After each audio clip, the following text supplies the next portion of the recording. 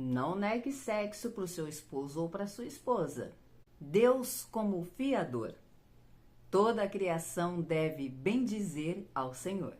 Olá, seja bem-vindo ao estudo das Escrituras. Eu sou Solange Lima e hoje vamos estudar estes textos que estão na tela e vamos começar hoje por um tema polêmico. Primeira carta do apóstolo Paulo aos Coríntios. O tema que Paulo está abordando no estudo de hoje é a imoralidade sexual. E ele vai falar sobre assuntos como homossexualidade, casamento, pode ou não pode ter relacionamento sexual fora do casamento, prostituição, tudo isso Paulo está falando hoje. E o princípio que Paulo está trazendo para a igreja de Coríntios é o corpo que torna-se habitação do Espírito Santo. A partir do momento que o homem entrega sua vida ao Senhor, ele passa a ser habitação do Espírito Santo. Então, Paulo fala que agora este homem não tem mais domínio sobre o seu corpo.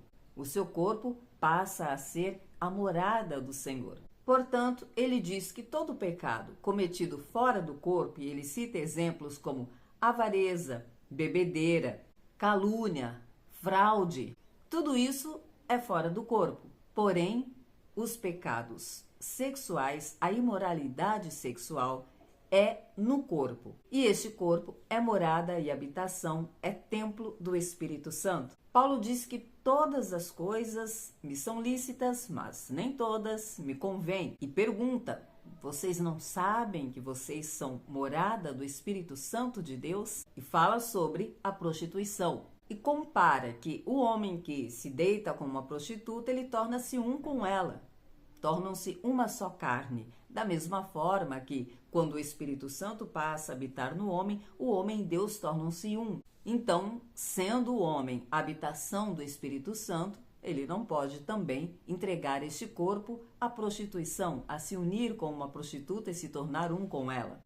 Paulo fala do adultério, da homossexualidade, da prostituição e fala também do casamento.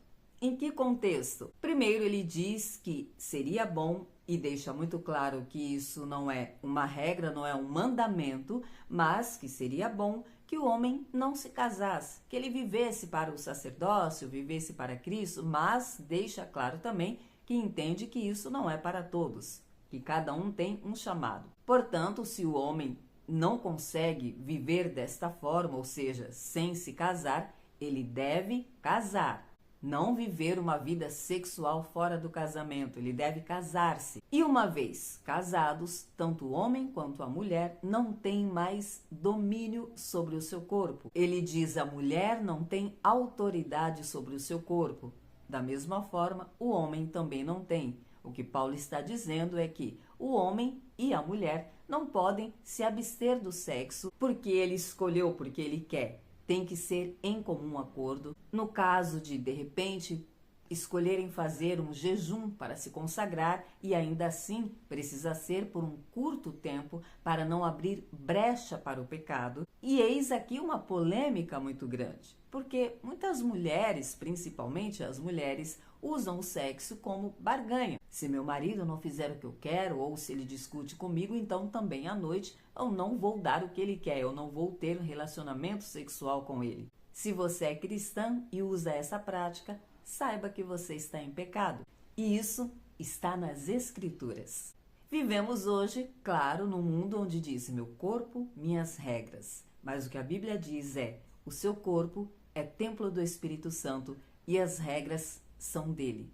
E o seu corpo foi comprado por um preço alto. Paulo diz: não sabeis que o vosso corpo é templo e habitação do Espírito Santo e que não sois de vós mesmos, pois fostes comprado por alto preço. Por isso glorificai a Deus com o seu corpo. E que alto preço é esse a que Paulo se refere? O seu corpo foi comprado em troca de outro corpo.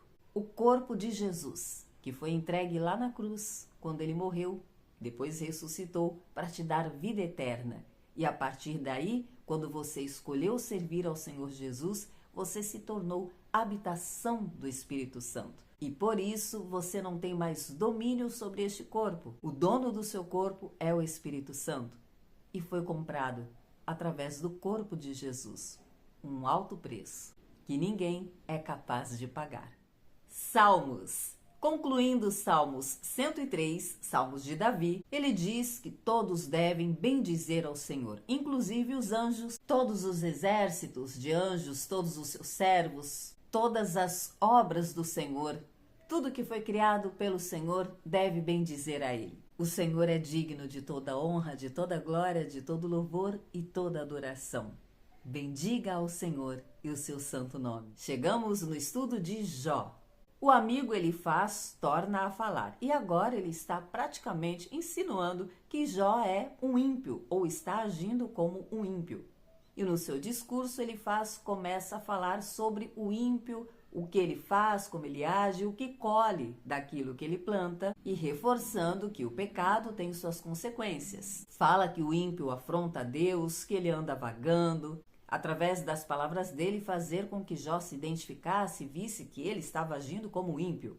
E Jó responde a Elifaz e aos outros amigos por tabela. Jó chama os seus amigos de consoladores lastimáveis e pergunta se não tem fim as palavras vazias deles. Jó fala que está exausto, que está cansado, mais uma vez ele lamenta, mais uma vez ele se dirige ao Senhor, fala com o Senhor, fala de suas dores. Diz que está ferido, que zombam dele, que o rosto dele está vermelho de tanto ele chorar. Mas ele diz, agora mesmo lá no céu, há a minha testemunha.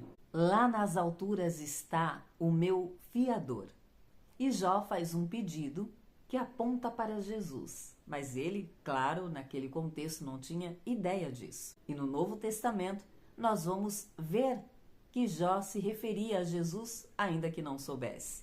Jó pede a Deus que seja o seu fiador. Ele diz que de fato está cercado de zombadores, ele tem consciência de que o homem jamais irá ouvi-lo, compreendê-lo, que não tem nada a oferecer para ele. Por mais que ele se explique, se justifique, o homem não ouve. Ele está sendo constantemente acusado de um erro que ele não cometeu, mas ele confia em Deus. Sabe que Deus é a sua testemunha. Então ele pede que o Senhor seja o penhor dele e o seu fiador.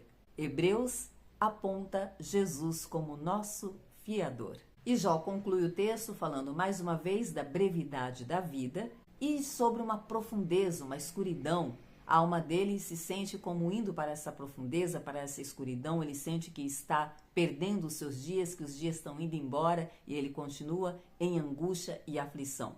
Mas é importante ressaltar que em tudo isso, Jó não pecou contra Deus. Jó não se voltou contra Deus. Apesar de em seus lamentos, em seus diálogos com Deus, ele falar palavras às vezes que parece ao ouvir, seus amigos interpretaram desta forma como ofensivas. Jó está, na verdade, se derramando, abrindo seu coração, sendo sincero, honesto, mas está falando diante de Deus, para Deus. Ele não está falando contra Deus, mas para Deus. E mostrando que continua confiante, leal e servindo a esse Deus. E é isso que nós aprendemos com a história de Jó. Em todo tempo, bendiga ao Senhor. Te espero aqui amanhã, se Deus disser que sim.